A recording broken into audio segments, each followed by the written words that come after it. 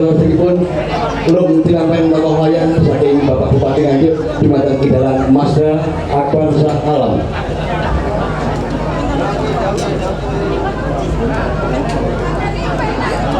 Dan di wawasan Bismillahirrahmanirrahim tokoh wayang patulaken dening Kidalang Masda Akbar Shah Alam. Padahal ringgit polos sarung atas kawiwitan.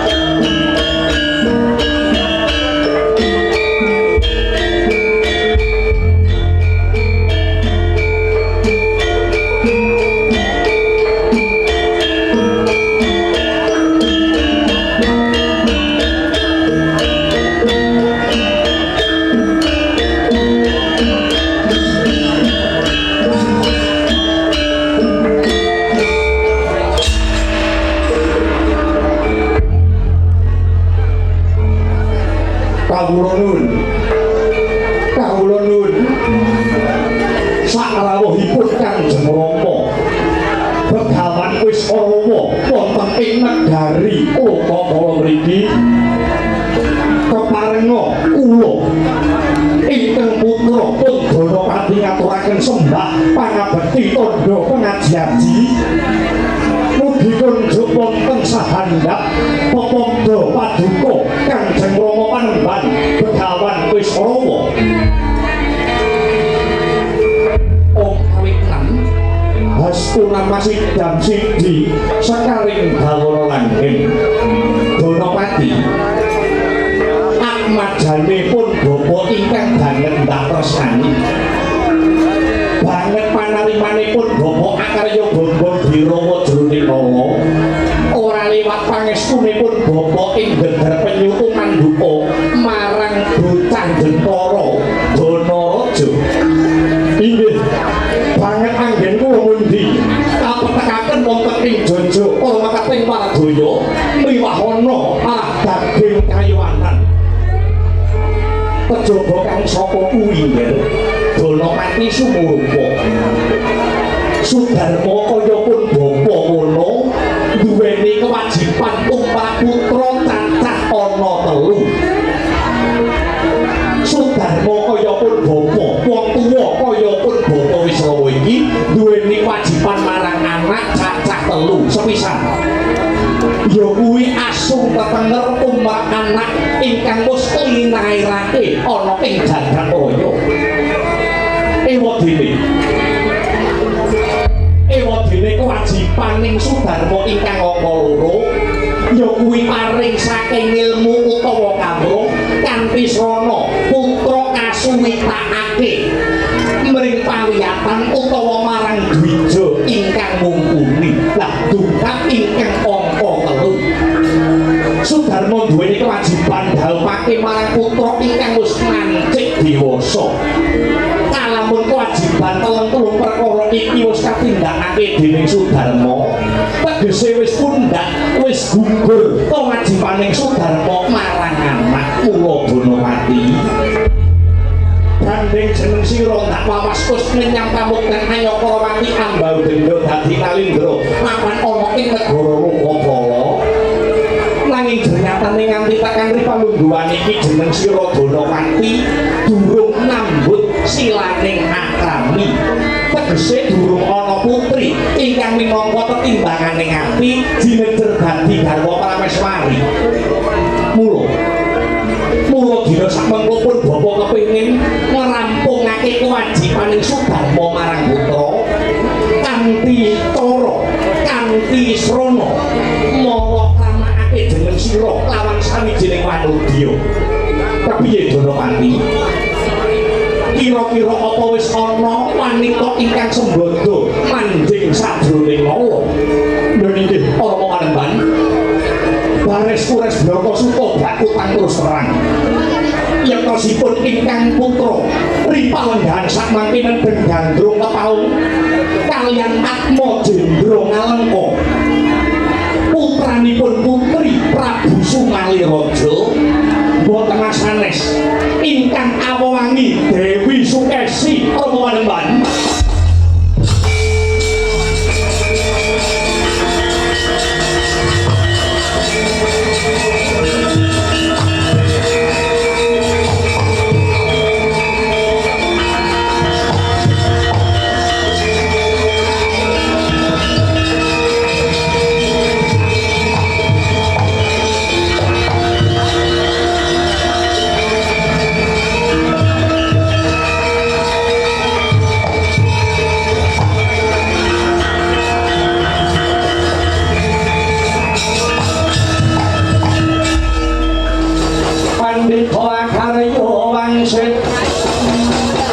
Windo kumbang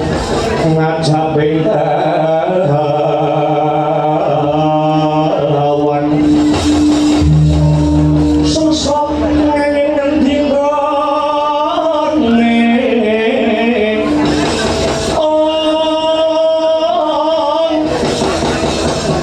miwang kaliyan kakung bekasane langit Colodri sine bumbung wong wang miwang gigiring bumbu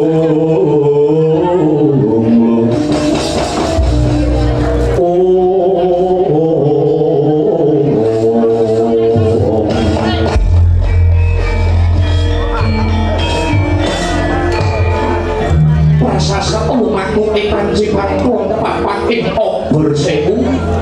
sakemah padang petrawangan alasan ning pun bopo Gonopati pun bopo banget nunjukake rasa syukur mripur bani Gusti awit wis ana manudya ingkang kuwawa manjing sajroning kalbu nanging rohan ing dinten samangke wonten negari ngalengka dengan wontenaken wujudipun Giri Swayembara sinten kemawon saged andhap utami Dewi Sukeksi kalamun saged setunggal nandingi kridanipun Sang Jambu Mangli angka kalih saged medharaken ilmu utawi kawruh sastra jendra Hayu Ningrat pangluwating diyu menawi babagan syarat ingkang angka setunggal kinen aduta sing balung kula ing kulit umawan tanding Sang Jambu Mangli kula inten ingkang putra saged angklabungi karya nanging pamban babagan syarat ingkang angka kalih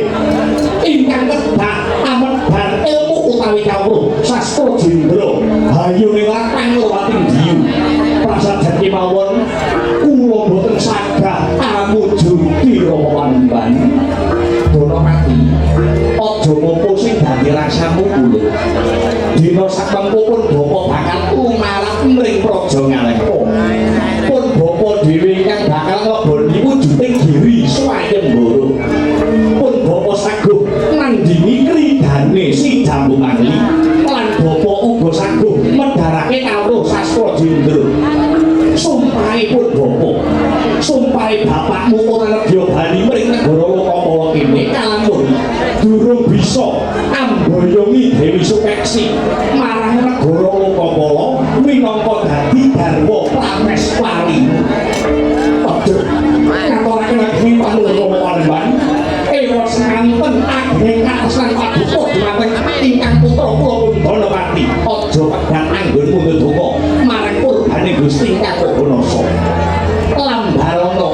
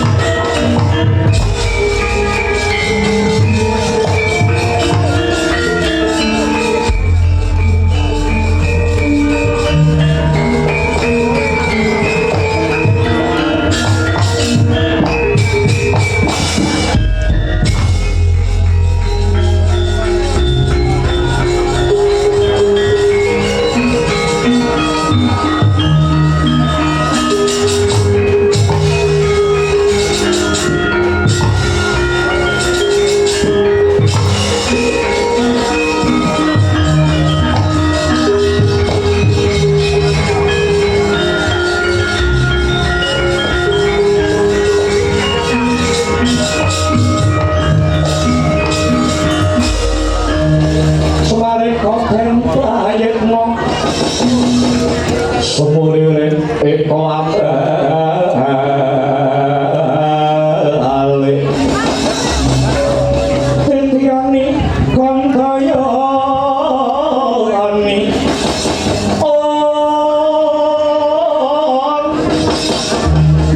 Trisonyo purnama sasi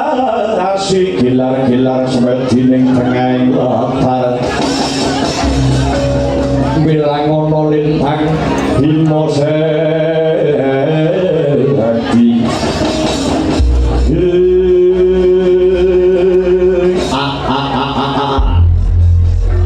Beget uget saduni pohon hembel-hembel lae Panembahan kula ngertos paduka sumengko ing panindak badhe tumuju wonten negari Ngalengka Kyai Sumaryo panjenengan ingsun bakal ngleboni wujuding Giri Swayembara kinarya amboyongi Dewi Sukeksi marang negara Lokapala Kyai inggih Panembahan ning sampeyan niku wong tuwa lho ampun nganti nonyol-nonyol sing dadi tumindake awit sejatine anak sampeyan niku boten kepengin gawe bot repoti wong tuwa nanging ala lampun kadulu Kyai krana ya mung panjenengan ingsun ingkang ngukir jiwa ragane Sidana mati dadi wis sakerpe yen tok aku iki nglabuhi marang anak inggih Panembahan dadi sakniki ingkang putra sampun lila menawi sampeyan sing nglamar teng negara Ngalengka wis Kyai nggih nek pancen ngaten nggih monggo mawon ning kula badhe titik peling enten dolanan bocah cara kuna riyen sing sakniki pun boten krungu inggih niku lelagon dayoe teko gelar nangloso klasane bedak tambalen jadahe mambu pakakno ngasu lelagon sing kados mekaten niku upami disurasa niku jero luwandan surasane kepiye Kyai Semar ngaten lelagon dolanan kala wau niku jejere ajeng nemoni dayoh ning bareng weruh jadah ambu lali karo dayohe sing dipikir mung jadah mambu lah bareng ana asu jadahe lali sing dipikir mung asune niku tegese wong sing blendra-blendre kaya banyu sing tumpah ana ing godhong sinting boten duwe adeg-adeg sing jejeg milik gendong lali Kakang Sumaryo bakal tak eling-eling kabeh apa sing dadi tak dawuh pangandikamu Kyai Semar nggih sampeyan dadi dutane anak ajeng marabeke anak sampeyan kula ngetutne sampeyan niku minangka dadi dutane ratu dadi tindak sak pecak tembung sak kecap sampeyan kudu sing ati-ati Panembahan Kyai Sumaryo Kyai muga-muga barengi sintrang samirana sak budalku tumuju mriki Ngalengka nganti sak baliku mapan ana ing Lokapala tansah jinangkung lawan purbaning dat ingkang murwendat Kyai Semar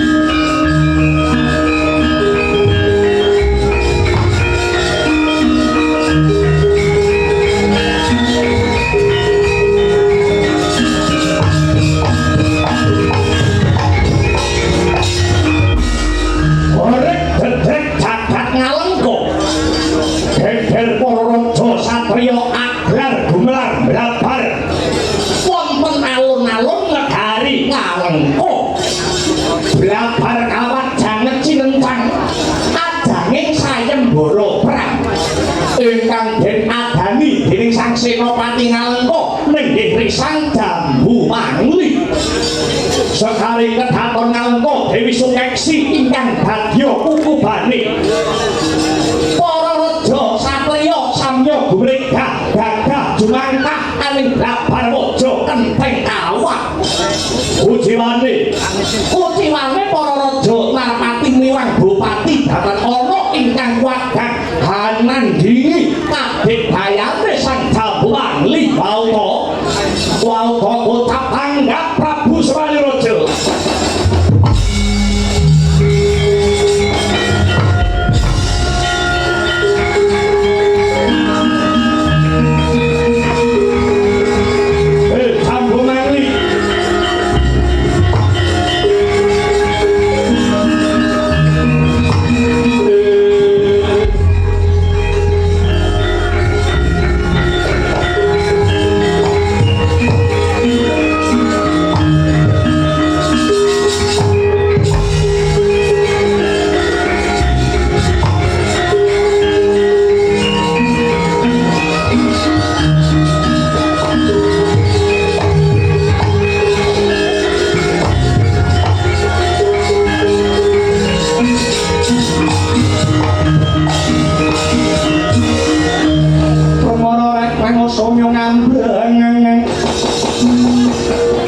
Karunaning kaswaswin ring marga Malakung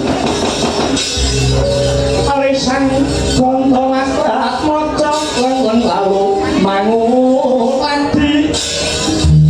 surya mangrangsang waya surya mangrangsang waya umyusan moro raya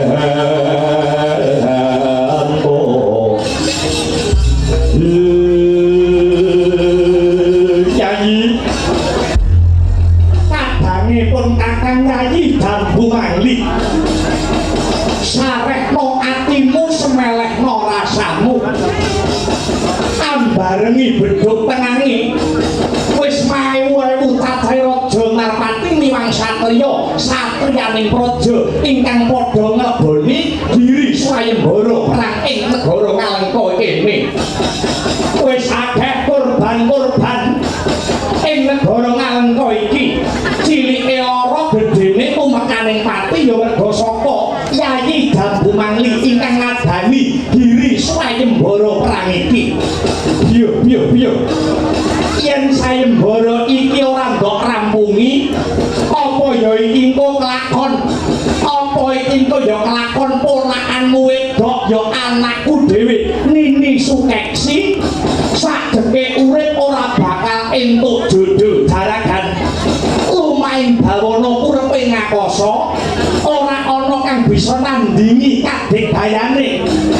Yayi Jambu Mangli aja to ngungkuli madani kasetenmu wae ora ana. Lah yen perkara iki kedlarung-dlarung apa ya kelakon ponakan wadon si Sukeksi bakal dadi prawan tuwek Jambu Mangli. Wala talak Prabu Sumaliraja wawangsaning para pinisepuh sabdaning para sarjana ingkang sujaning budi nate paring pangandikan siji mesti loro jodoh telu wahyu papat derajat pangkat 5 donya menika wonten panguwasanipun Gusti ingkang akarya jagat menawi sampun tumeka wahyaning mangsa kala judulipun Nini Sukeksi tartamtu niki mengke enggak badhe dumugi wonten ing negari Ngalengka mriki Duh Prabu perkawis kasekten miwah kadhayang kula tartamtu kemawon wonten saweneh dalma ingkang saged ngasoraken kegiatanipun kula ingkang rayipun Jambu Mangli dalaran wonten tetembungan sak dhuwure langit isih ana langit maknanipun sadaya bedayaning tiyang punika maksih wonten ingkang hangungkuli pramila saking mriku Duh Prabu kula aturi paduka Prabu Sumaliraja pitados dhateng atur kula pitados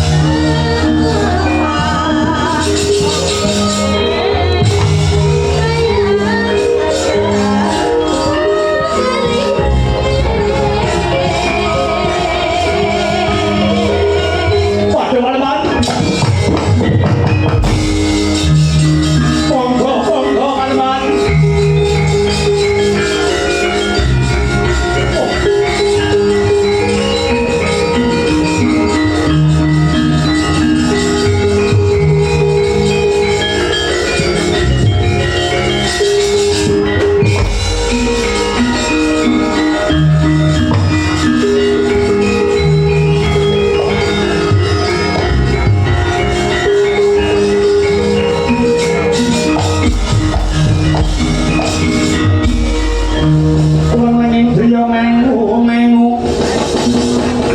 mayung bukan Tuhan rimang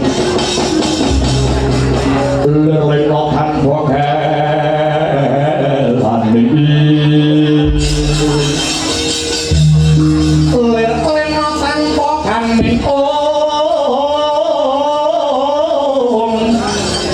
yen ampuluso yen ampuluso mangko sang diahukomo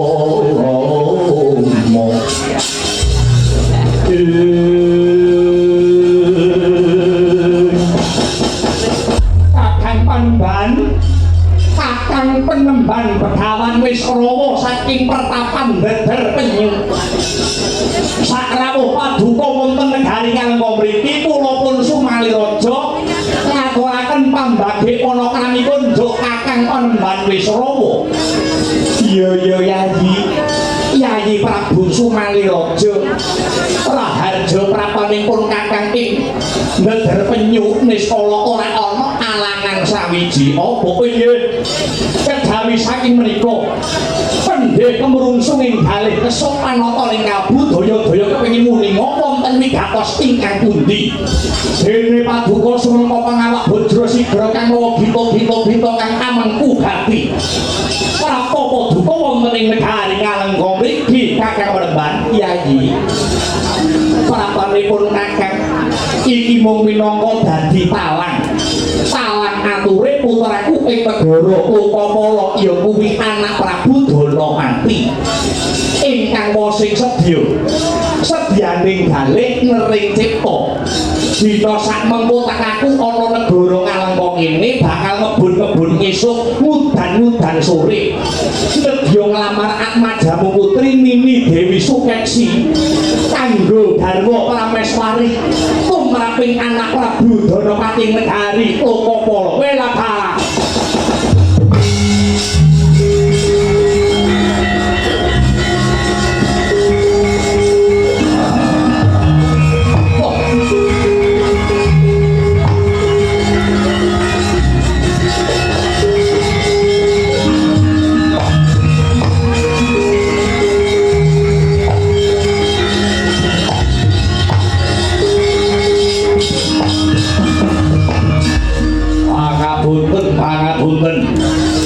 kula pun jambung manglih ingkang lemah bengkah nyelo-nyelo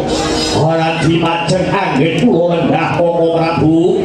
sabar pisan kula boten badhe nilar ing areh tata krama kang sarta yudha negara eneng apa jambung manglih sipating Malindra menika kedah ben budi bawa laksana lirik dan budi angsah gedancar kula wisuda bawa laksana tegese ana tepi pangandika paduka ingkang sampun paring palilah dhateng Jambung Manglih sinten kemawon ora nyawang raja miyang para narpati mandhapipun satriya satriyaning praja senadyan to wong pidak pendaraan loro saudon telu sakuruban saged mawa krama ponakan kula pun Nini Sukeksi menawi saged nglangkai bangkene Jambung Manglih ingkang angka kalih kedah saged medharaken wujudipun Sastra Jendra Hayuning Merak pangluwating diyu pramila saking mriku duka Prabu wis dicukupi tekan semene saimbarane Jambung Manglih boten saged Koko Prabu boten saged dinten sak mangke tetep jejeg adeg-adegipun Jambung Manglih sinten kemawon kedah saged ngasoraken kaprawiranipun Jambung Manglih yen to kepengin mupu putri saking dari Kalengka saiki sawangen sing lamar kuwi Kakang Panemban Begawan wis rawa pandhita ingkang linuwih kudune kowe bisa milah kang sarta milih Jambung Manglih boten wis Yayi Prabu wis saiki Yayi Prabu ora perlu kuwatir yen to pancen si Jambung Manglih tetep ngugemi wujuding diri swayembara perang iki Begawan wis rawa ya bakal saguh ngleboni wujuding diri swayembara iki Jambung Manglih apa kowe ora ngerti kaprawiranan kadhik dayane Begawan wis rawa iki mengko sisip sembire luput katuranggane nyawamu sing bakal dadi totoane napa kula badhe kula udhawaken kinarya tetepi dadi bahan kula kowe adalah kowe kandhane malah mancasi wis yayu wis ayo jambangni enggamu ngablabar kawat jangan cilencang tak turuti apa wae sing dadi kepenginamu srangga Pademan.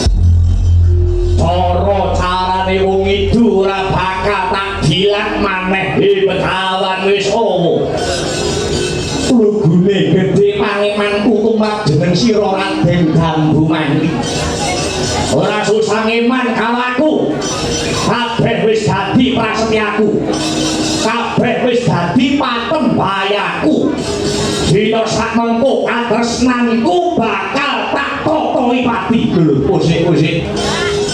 kok katresnanmu bakal mbok totoi pati tegese piye Jambu Mangli ngene Becawan Wisrawa bares ures bloko suta blakotan terus terang lugune anggonku ngenekake wujuding giri swayembara iki mergo gedene rasa tresnaku kawan Mimi Sukeksi jujur wae asline ponakanku arep tak pek bojo dhewe. Ora iki perkarane. Suwe-suwe kok ngamur kuwi Jambu Mangli. Ngamur piye? Aku lanang kono wedok. Ya kok iya. Ya aku iki durung ana sing ngerti kejaba mung kowe Wisrawa. Mergo dhewe maneh kowe bakal mati dadi pakan gagak-gagakmu. Ayo. Petoken kabeh Aji Jaya kawijayan. Aku ingkang bakal ngumpamake nyawamu ing neraka jahanam.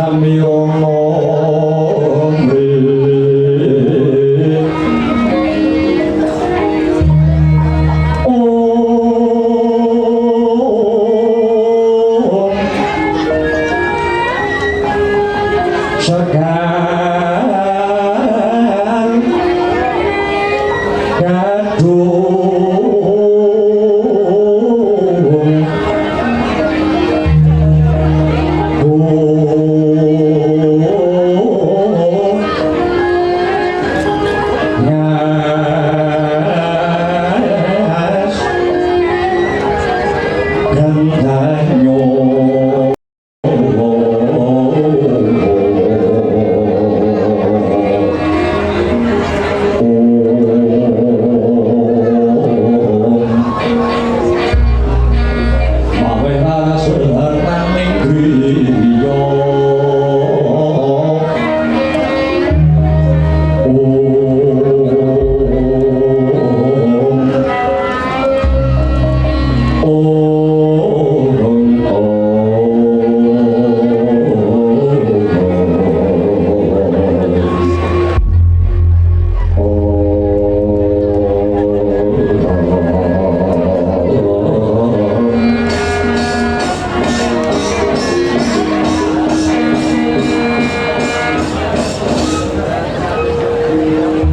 Yayi Prabu Sumali sing gedhe pangapuranmu kepeksa ri palungguhan iki kadangmu enom jambu mangli ndak sirnakake mboten dados menapa kakang Panembahan lakar sedaya kala wau ingkang dipun pikajengaken dening Yayi Jambu Mangli pramila sampun saperpipun menawi lelampahanipun kedah kados mekaten kakang Panembahan iya sarampunge wis ana wis kelakon hanyirnakake Jambu Mangli banjur bebono apa maneh sing kudu ndak wujuti inggih ingkang angka kalih nuwun inggih pamortahipun anak kula pun Nini Sukeksi anggenipun adreng lan kenceng kepingin mangertosi wedharanipun kawruh sastra Jendra Hayuning Lerat Pangruwating Diyu Sukeksi wong Panembahan wis ana para badhe kantine manjing ana ing sanggana pamelengan kabeh bisa wening anggone bakal ambabar ilmu suci iki mengko Sukeksi sumangga Panembahan anyarengi lintang ingkang aliyan daya-daya kula kepengin ninggal anyepet wedharanipun kawruh sastra Jendra Hayuning Lerat Pangruwating Diyu saking jeneng Trikowo Panembahan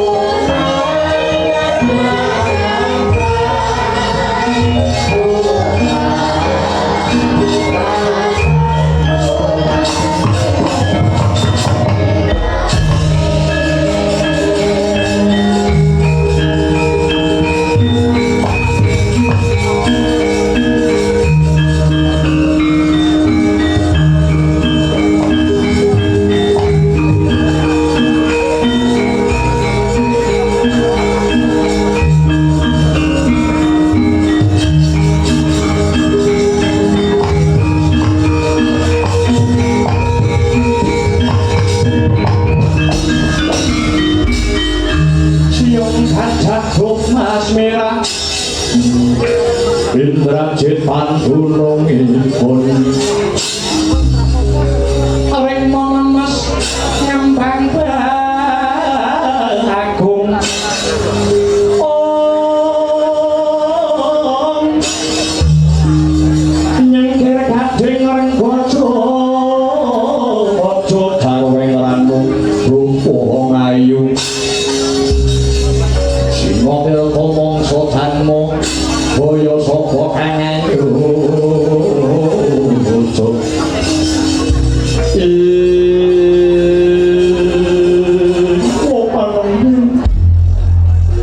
sakmenika wa Panembahan sampun kula papanaken wonten ing sanggar pamujan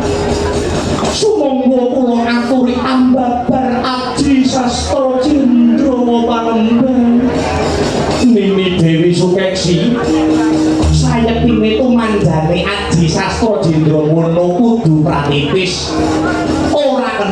lakon arep lan kepingin. Awit apa?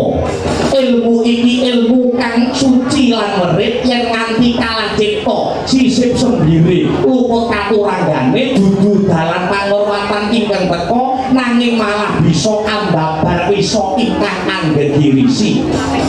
ingkang kundone bakal ngrusak marang jagat. Mula kang mangkono nini timbangan ingkang kongsi adil saringen ingkang kanthi lembut aja nganti iki mengko malah sira nini getun keduwung ing tembe mburine krana apa umurmu kang maksih muda iki durung karuan yen kuat nampa boboting kawruh kasunyatan lamun datan linambaran sucining ranembah lan meneping Pandandriya parembang gandeng kula sampun mangertos bilih sastra Jendra menika kedah patantukaken kanthi pratitis mila kula sampun samapta kanthi sesuci diri lan ngipataken hawa nafsu supados boten kebubel dening pepenginan Nini Sukesi iya mara gage tatanen rasamu meningno pikirmu menepno panca indriyamu dina iki bakal tak wiwiti amedhar ilmu sastra Jendra hayuning pangruwating diyu.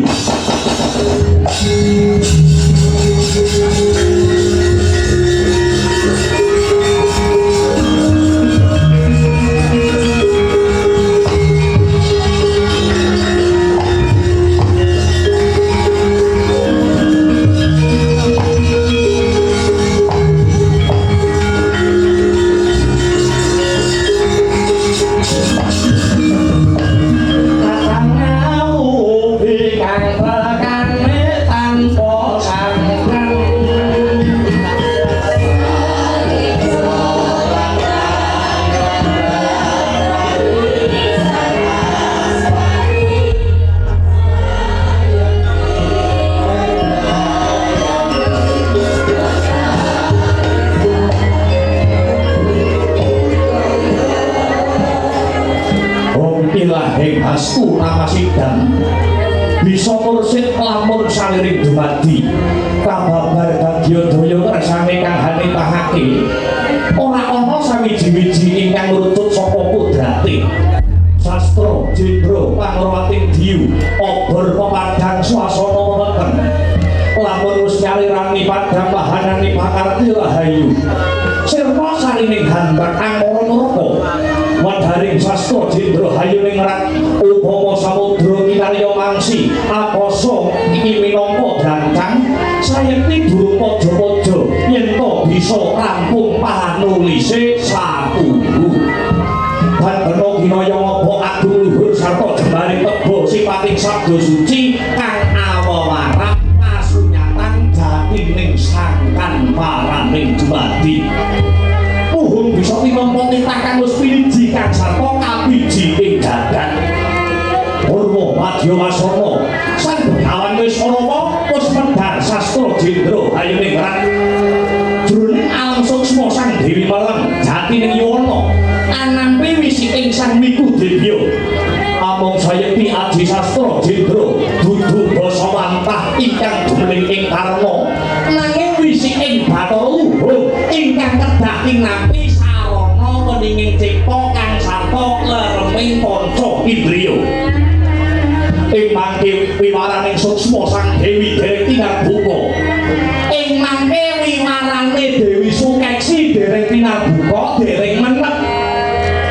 krana uripe Sukeksi masih kegubel kridaning hawa nafsu mila senadyan aji-aji wis tumanduk marang binetakan termasuk nadyan wis winarah nanging dereng pernah malah sumu ing swasana sumundhul ing antariksa gayane aji sastra Jendra kang sisip temak mahanani goro-goro jagat kalipun pedhut iki kono katyarsa swara gluduk lir rinusus gelangan par samudra utak lebur gunung sastra Jendra mahanani banjir lahar dupitan daptakaning siku dendo nalika samono gya goradapan sang Begawan Wisrawa graita lamun tanduk salah cetok kemahan kadhet genira pemanah Adi Sastra Jendra mandhet sabare sawiku Dewi.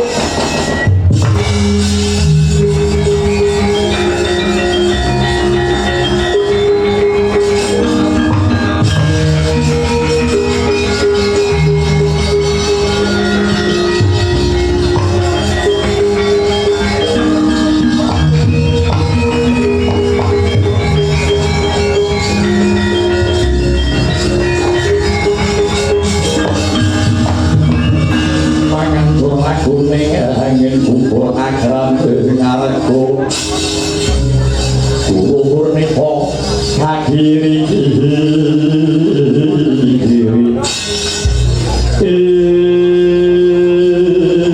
aduh panen padang tetarawangan raos sing manah kula dupiwa duka keparang ambuka dhateng porining kamulyan kula boten langkung kula ngaturaken panuwun ingkang tanpa upami panembahan iya ora liwat bos padha modho ripalungguhan iki gandeng wis gamblang anggonku amat dar sastra Jendra mara gage ripalungguhan iki tata-tata jeneng sira Nini Sukeksi tak anti tak boyong mring Lokapala kinarya jatuh kramane anakku ya kuwi si Danapati aduh panembahan paduka sesembahan kula donya prating delahan nyuwun pangapunten menawi kula nedya kajatu krama kaliyan kang putra pun Danapati kula mboten purun panembahan lho dasarmu apa Sukeksi tak aku mumpung sayembara becik sing digelar dening Jambu Mangli apa dene wedharing sastra Jendra iki kabeh wis tak wujuti wis sakrepe lamun ripalungguhan iki jumbo kelawan perjanjen jeneng sira tak kanthi mapan ana negara Lokapala kinarya datu kramane putraku Danapati nyuwun pangapunten kula sampun sumpah Sukeksi sampun sumpah kula sampun patemboyo boten ningali pendek dhuwuring derajat pangkat sugih miskining bondo donya senadyan saudon saurupan ingkang tegesipun sinten kemawon ingkang pamyababan sastra Jendra Hayuningrat badhe kula suwitani panembahan.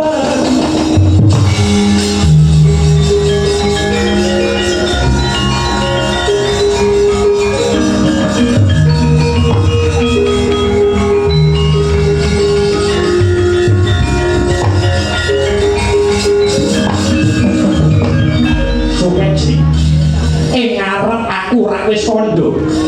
sowanku iki dadi wakile anakku Danapati kula mboten nampa wakilan inggih priyayi ingkang kawya medhar sastra Jendra menika ingkang menang ndawel sarta ngregem dhumateng badan kula milori parendahan samangke kawula pasrah jiwa raga dhumateng paduka panembahan namung paduka panembahan Wisrawa ingkang menang lan ngraosaken kanikmataning badan kula Dewi Sukeksi panembahan aja mlinger kiblatmu wis Sukeksi iba kaya ngapa surake jagat lamun to pakartine wis rawa nuruti apa sing dadi hawa nafsumu aku mengko bakal matur sarta paring katerangan apa marang wong Lokapala mligine anakku Danapati yen ibarate wong ngemut gula krasa legi diuntal sak lodhonge pisan ing kene ana ketembungan milik gendong lali bareng ngrasake enak lan kepenak njur lali karo janjine kula boten ngertos babagan menika nanging Sukeksi namung mugemi sumpah sarta jati diri kula dene menawi paduka mboten kersa ngrapi dhateng kula prayogi kula pejah mawon panembahan.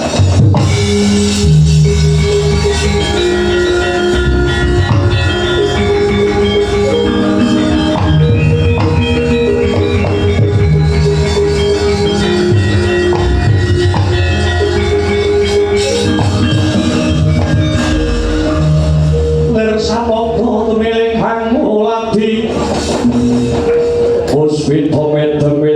kang warni Puspito kang warni mitering kaman kala ulah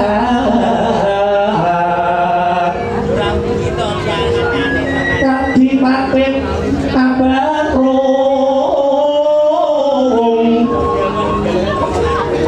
kang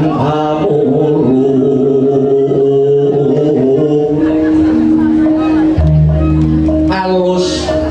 manis mawekung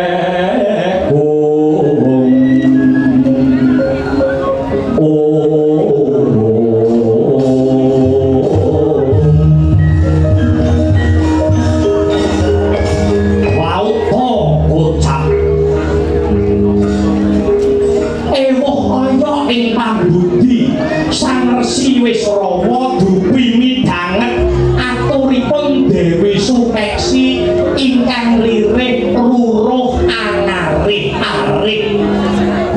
mangkono tanggaping sasmita sang ayu sigra manembah manuswapada kalajengaken amidiki ampeyane sang resi ing panci dalu Iwang Candra kaya mling-mling bawana cahyane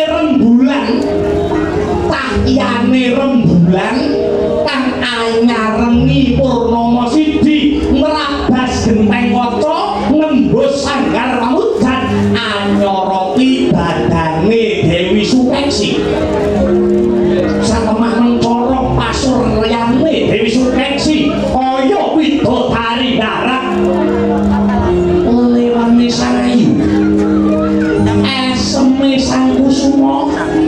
kaya gledhek kang nyamber imane Resi Wisrawa liringing netra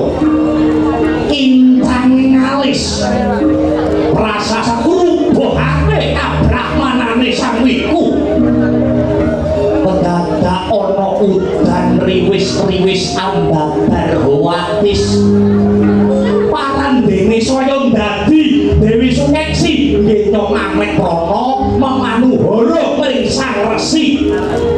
saya kendel tilar ing katraksilan Dewi Sukeksi yo anyopot busanane setunggal baka setunggal satemah negro ngegeno sang Dewi Sukeksi tanpa busana kampunge Resi Wisrawa brol punang riwe kaya dineres mandeng menteleng eman yen kedhek mula indhahe sang ayu kabuncang kapandhitane mamprung kasutapane satemah ilang sipating pendhita lan putri satemah ilang sipate guru lawan murid anane amung priya lan wanita ing sepi marganing lali Begawan Wisrawa ambruk marang pepangkone sang Dewi Sukeksi tandrane sang resi kaya kumbang ingkang brengengen upaya dununging sari bawane kembang ingkang masih mudhut pramila miling-miling sang kumbang ginyong upaya marang dununging sari dupe wis pramana yo kaingsep-ingsep nganti tapis satemah marem antuk jati ning pamarem pandrite Dewi Sukeksi ngraksake kenikmatan donya tanpa timbang nganti sundha langit ora umum kowe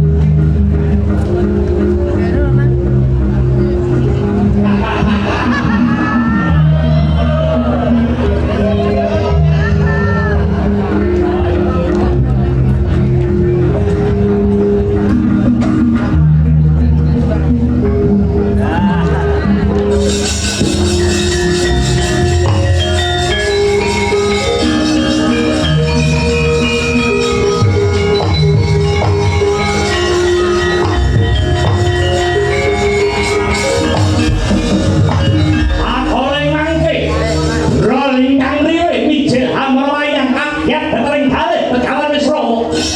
Dupi anget Dewi Sukeksi calon garwane kang putra Prabu Danapati. Ayah tinotok ing alu perwajane tanpa ngampah keder sayane arsa dalah Bantala.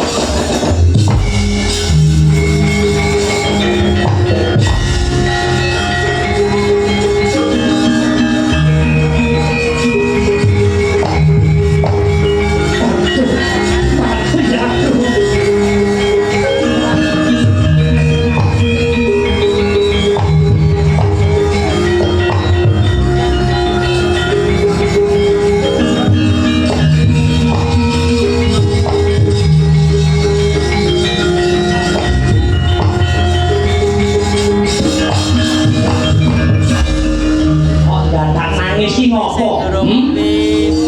Heh? Enek wong gerang gobloke. Wis anguk-anguk karas sarwa buku brangatik penyakit. Ayo, raksa rangkulan, madhep semare.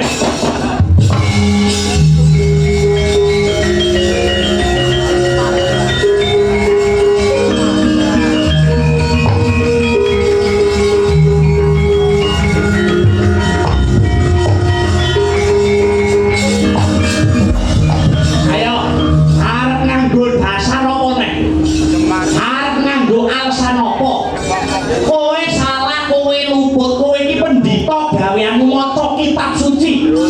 gaweanmu maca weda suci gaweanmu ngeling-elingke wong sing do lali ning patraku malah genah kaya klintok ngono kuwi. Ayo wingi kae nek perawan joget tembenan wae mbok elingke saking medimu karo dosa. Lah bareng saiki Sukesi udoe tek bingung.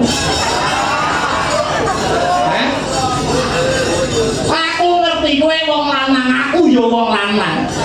Angger weruh ngono kuwi mesti akeh pengene. Lha kabeh iki piye carane memperdogos ya kowe ya? Ngene iki malih nek paribasan gula batu wedange jahe. Calon mantu malah mbok gagrak dhewe.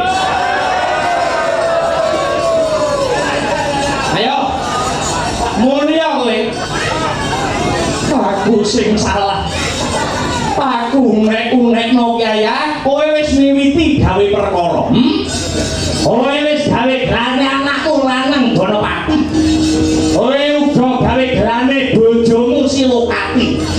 Uga kowe salah karo kapanditanmu. Ayo. Durung iki kok wiji sing mbok tandur. Wiji sing mbok tandur ana Sukeksi. Iki kedadiane saka nafsu, Semar ora disiki kersa. Semar ora disiki kersa, nek besok wiji sing mbok tandur kuwi dadi memala piye?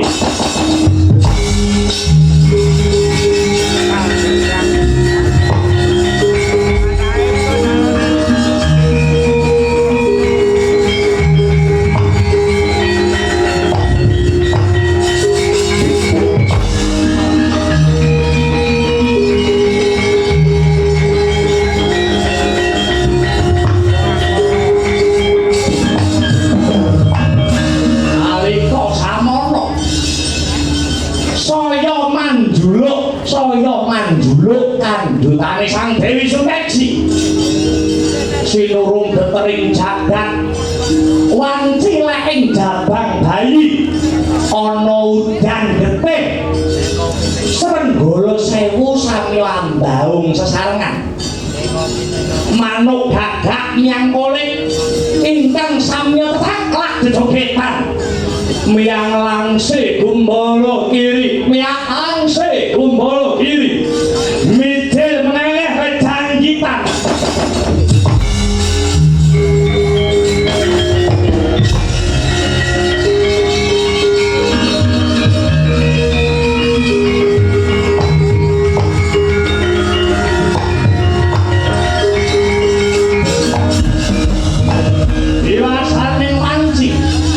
diwasaning wanci dantining sasi miwah taun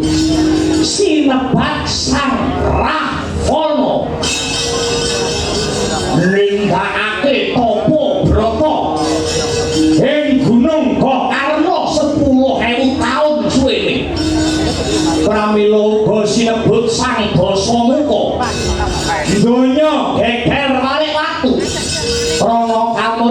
sang lak mono ya sang basa muka solai sang lak mono kitrang lamun Cinandra gumricik ngampar banyu gegiri si solai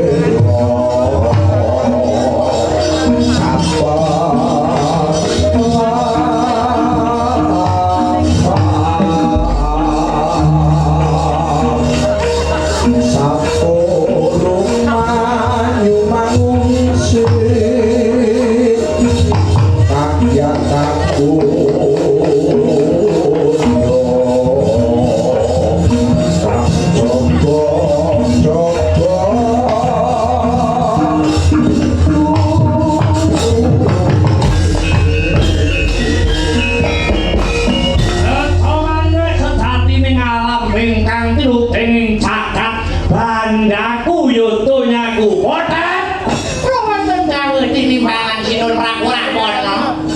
aku wis lakon topo brata Gunung Gokarna 10.000 taun saben 1.000 taun mestakaku tukul nganti mestaka ingkang angka 10 aku kerawan para dewa nganti para dewa maringi sakyaji Jaya Kawijaya. Mula aku iki uga sinebut Dasawadana. Mula tak kira ning jagat iki ora ana sing bisa munjuli kasepene Dasamuka. Aja temung calma manungsa, tak kira dewa wae padha gigret marang kasepenku. Pantes paduka napa badhe mrawasa para dewa. Paduka napa saged menang sebab apa? Dewa menika boten saged pecah, dewa menika ora iso mati. Nadyan kenging sakit, ning dewa niku boten saged pecah. Mangga paduka menika pasih kesandangan kulit daging nyun sewu. Paduka menika pasih dalma walaka titah sawantah. Dadi aku iki iso mati, pasih. Carane ben aku ora iso mati piye? Paduka kedah mudi indahe ilmu gayuh kuwi ngapro. Apa ana ilmu sing marake Dasamuka ora iso mati, Podet? Wonten. Jenenge kawula apa? Mapane ana ngendi? Mapanipun wonten ing alas Sunya Pringga. Ing mriku wonten pendhita kepala Begawan Subali ingkang anggaduk Aji Panca Sunya Bumi. Wah, dalah. Alas Sunya Pringga jenenge Subali. Inggih. Dutna sing dadi lakuku. Budana sing jenenge Subali. Aja ninggal hambeke sinatriya. Dasamuka kepengin ngregeng Aji Panca Sunya Bumi. Arep bener iso mati. Podet.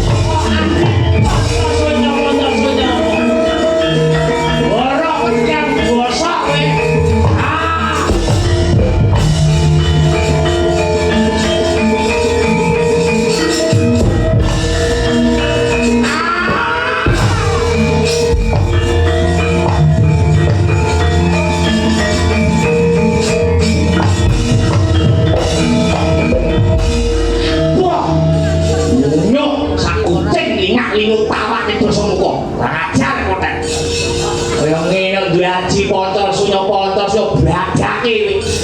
Ayo tanyo gajian kowe.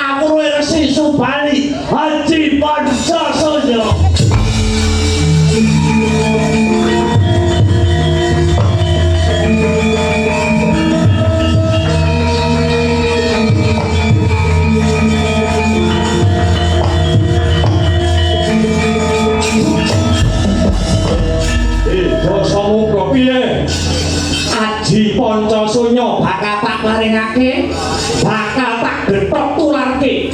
nanging ilang ana hambakmu kang sumongah sesongaran